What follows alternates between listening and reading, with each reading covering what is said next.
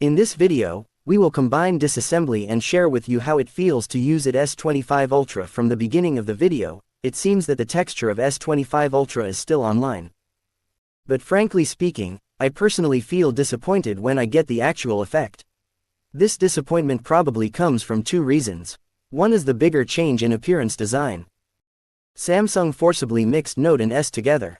Although it has been planned for a long time, the appearance is obviously not as elegant as the previous generation. The recognition is also reduced. The other is the process of the metal frame of the tie. In terms of weight, it is also tie. Compared with the previous generation, the slimming effect is obvious. And it's also very good to put it in a bunch of flagships. It's just that the process of processing is a bit rough. The texture is not as good as the previous generation and the iPhone next door. Fortunately, the back of the design and the front of the 4th class extreme narrow frame can be regarded as a return to the face of the 10,000 yuan machine. These 2 points are undoubtedly excellent. Let's just talk about the appearance here. So what do you think of this design? Welcome to comment on your opinion. Next, let's talk while disassembling. The first step is to remove the card holder after turning off the machine. The dual card is placed on the back of the back. The card holder is made of metal and plastic. There is a waterproof and dustproof rubber ring on the inside. Like the previous generation, the outer part of the card holder does not use titanium alloy material. Then remove the S Pen, which is made in Vietnam like the previous generation. The shape and size have not changed significantly. The only difference is in the part of the pen cap. The 25's cap is relatively more solid, but the is the same as the outer part of the card holder, and it is not made of titanium. Open the 2S Pen to compare. The line on the top of the pen tip is exactly the same. The spen of the 25 in the middle has cancelled the Bluetooth function. So the IC on the motherboard and the capacitor at the end have not been removed. Only the PCB is kept. It seems that the trend of this pen has been completely eliminated afterwards. The second step is to remove the back cover. After adding the back cover, open the glue and separate the back cover. The back cover continues to use the glass of Corning Big Star Victus 2. The most obvious change compared to the previous generation is to add a set of black metal decoration rings to the camera decal. From the side, you can see that the decoration ring does not directly touch the back cover glass. There is a little flickering effect. It can also weaken the visual highlight of the lens. But it also causes a circle of space that can be hidden at the root of the decal. If the case is not covered with a decal protective case, the situation may be more serious. When buying a case, you need to pay attention to this issue. After adding, open the decoration ring. The decoration ring is fixed on the decal by sticking glue. There is no use of laser welding or other more reliable ways to fix it. The reliability of long-term users still needs to be verified. The inner side of the back cover is not much different from the previous generation. It cancels the focal point and foam that correspond to the M-Wave antenna and S Pen. You can see that the inner side of the decal is made of metal. The anti-dust sealing foam is distributed around the 4 rear cameras and the rear microphone receiver. There is a white waterproof gas mask inside the receiver. Prevent liquid from entering the phone through the receiver. The outside of the receiver is still hidden. It is hidden in the 3 o'clock direction of the ultra-wide angle lens. The corresponding position of the back cover is covered with a white sticker. The third step is to remove the motherboard. The traditional 3-stage structure continues the unique design style of Samsung. The NFC cable is placed on the right side of the rear module. The position is reasonable. The upper part is covered with a heat sink to provide auxiliary cooling. This is also the core heating area of the motherboard. The wireless charging cable below is still 15W.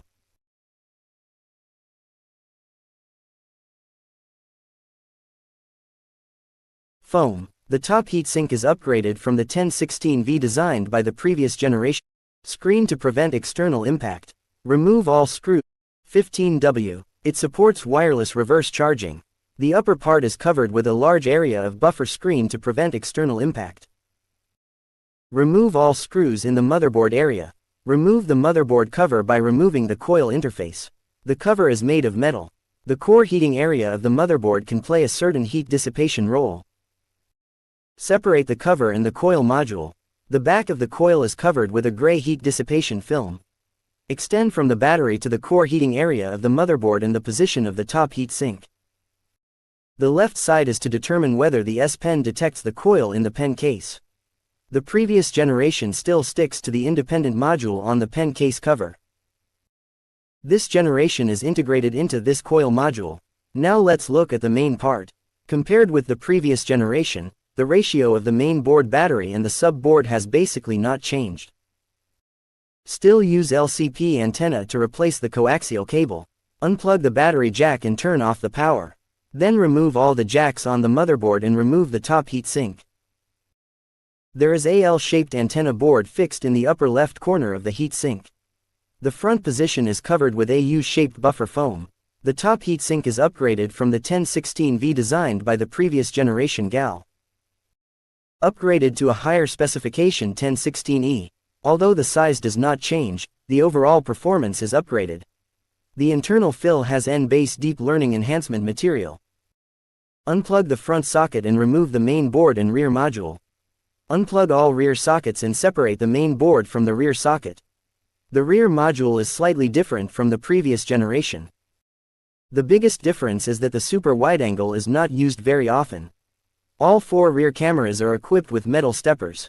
The super wide angle and the main camera are fixed together. 2 telephoto are fixed in the independent stepper. The 3 steppers are interlocked to form a relatively stable whole. Let's look at the detailed parameters of the camera. The super wide angle has been replaced from the previous generation Sony IMX564 to its own GN3. The CMOS size is slightly larger. The aperture is increased from f2.2 to f1.9. The rest of the lens CMOS remains unchanged. The main board is still a double-layer plate design. The thickness of the upper version is 0.5 mm. All rear cameras are set apart from the main board. Don't worry about the heat accumulation when recording for a long time. All interfaces on the main board have not been found to be protected. Individual small components are sealed. Note the black glue on the right side of the main board. After removing it, you can see the white guide glue in the glue hole below.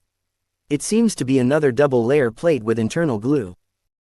The top microphone, laser focus module, flashlight, rear microphone, and the front environmental light sensor are stored on the main board. The whole machine is equipped with a front environmental light sensor. This is very rare in flagship cameras. The main board is covered with a new heat insulator material on the screen cover of the middle frame. After tearing it apart, a new heat insulator silicone pad is also added to the core layer. Other silicone pads blow away the screen cover. The Core 3 big keys RAM and ROM are self-made. The flagship must have LPDDR5X plus UFS 4.0. The Society at the bottom of the RAM is the ultra-flat version of the Snapdragon 8. The frequency of CPU and GPU is slightly increased. From the performance of the actual game, compared to the ordinary Snapdragon 8, the power consumption will be a bit higher. It will take some time to adjust. On the other side of the main board, there is a national airline version of the unique satellite baseband chip DXS702 that supports Tian Tong Wei Xing. Regardless of whether it can be used or not, at least it is more mainstream than the iPhone next door. After dividing the layers, you can see the filling of the heat insulator in the clip. The main filling of the heat insulator is on the back of the Core 3 big keys, which improves the heat dissipation efficiency of the core area. Remove the heat insulator and blow away the screen cover inside the layer. Inside is a digital version controller that is used to support S Pen. Next to it is the long-awaited Qualcomm SDR875 video receiver. For the rest of the chip information, just look at the picture. The front camera is still the old tradition of Samsung. Through the silicone pad fixed in the middle frame, slide the seal to remove the front camera. The parameters remain the same as the previous generation. In the middle frame motherboard area, dustproof sealed foam is distributed at the top of the microphone receiver in the front camera position. Inside the receiver, there is a white waterproof protective film, which is connected to the motherboard through touch points at the edges. The 4 rear cameras have a gray buffer foam protective lens. 2 telephoto lenses have a hollow design, which is mainly used to reduce the protruding height of the lens. There is no hollow in the core heat dissipation area next to it. The clamped foam on the corresponding location of the interface prevents poor contact, and the power supply provides static electricity protection. The fourth step is to remove the motherboard part. Remove all the screws in the motherboard area and remove the motherboard cover. The material of the cover is metal and plastic. The inner motor is still integrated into the box. A small piece of buffer foam is also pasted on the top to prevent. After disassembling, the X-axis motor continues to use the SLA0620 specifications of AAC region technology. The specifications of the bottom cooler are exactly the same as the top one. It is also the 1016E designed by Gore Components. The upper and lower parts are filled with N-base deep learning enhancement material. The actual output effect is still obviously improved compared to the previous generation. Unscrew all the ports in the motherboard area, remove the 3 screws to remove the motherboard. The motherboard also uses 0.5 mm board material. The protection treatment is slightly better than the motherboard. The small components are sealed, but there is still no glue protection around the interface. The bottom microphone, SIM card slot and Type-C interface are integrated on the motherboard. The interface is protected by green buffer glue. The manufacturer of the interface is still Korean JNTX. The inner side is equipped with dustproof and waterproof glue. After zooming in, you can see that all corners are coated with porcelain metal to improve anti-oxidation and anti-corrosion performance. The interface still keeps the 5G frequency of USB 3.2. Gen 1 specification, supports DP video output, and has a desktop mode similar to PC. The whole machine is equipped with 3 microphones, which is a standard configuration for flagship machines. The microphone jack is designed with L-shaped guard. Don't worry about damage to the protection structure after error. The bottom microphone jack is equipped with a slow-release foam and a white waterproof breathable film. The bottom amplifier output jack is designed to protect the amplifier itself. It is a combination of red glue and dustproof. The whole machine has passed the IP68 protection certification of 1.5 meters deep and 30 minutes of soaking. In a word, Samsung has always done a good job in waterproof and dustproof. But in the current domestic flagship lineup, only IP68 seems to be a little too old. It is recommended to strengthen it later. After all, one of the major features of Samsung flagships is to jump into the water. Step 5. Remove the battery. S25 Ultra uses a new fast-release design. There are design pullers on all 4 sides of the battery. After all the pullers are removed, the battery can be easily removed. There is no residue on the back of the battery, which is very clean. The battery is designed with a single slot and a single interface, is still 5000 mAh. The manufacturer uses a TL battery for Dongguan. The detailed parameters of the battery can be seen in the picture. The energy density is calculated by the package size at about 727 Wh. Because of the slim body, the battery thickness is 0.2 mm thinner than the previous generation. But due to the increase of 1 mm in length and width, the actual battery size in the previous generation are not significantly reduced. So the energy density is not significantly improved compared to the previous generation. Maybe I'm really afraid. There is no charger included in the package. The measured peak power is 43.3 W. 1 to 100 charge takes 68 minutes. This time, the compatibility of the line has been improved. After heating, remove the protective cover on the pen case. There is a green rubber pad on the top of the pen case to protect the tip of the pen. We also roughly calculated that if the S Pen is cut off, the battery can still be more than 600 mAh at the same density. The last step is to remove the screen. After heating, slide the adhesive to separate the screen. This 2K screen of my own judging from the current leaked information, the luminous material is not the latest M14. But the display is absolutely excellent. However, based on the international market's different understanding of the eye protection experience, it also leads to a 2-level split in the evaluation of this screen. I actually feel comfortable using it myself. It should be said that it is the closest to the iPhone display effect in Android. There is no rubber effect even at low brightness. Friends who care about eye protection should still consider it carefully. After all, there is only a 480 Hz low-frequency PWM adjustment. The second generation of Corning armor glass, which covers the first exclusive warhead, still has excellent anti-reflection performance. But if you plan to stick the film, you have to pay for the official long-scale film. It's a waste of this anti-reflection feature. In terms of brightness, the measured manual full screen is the highest, 472 nits. After turning on the extra brightness, the full screen comes to 860 nits. Strong light triggers the full screen to the highest 1430 nits. But it will soon fall back to more than 1300 nits. The overall brightness has dropped compared to the previous generation. It will be more conservative in terms of strategy. The back of the screen is a full covered copper film. The upper part is the special interface of the S Pen electronic layer.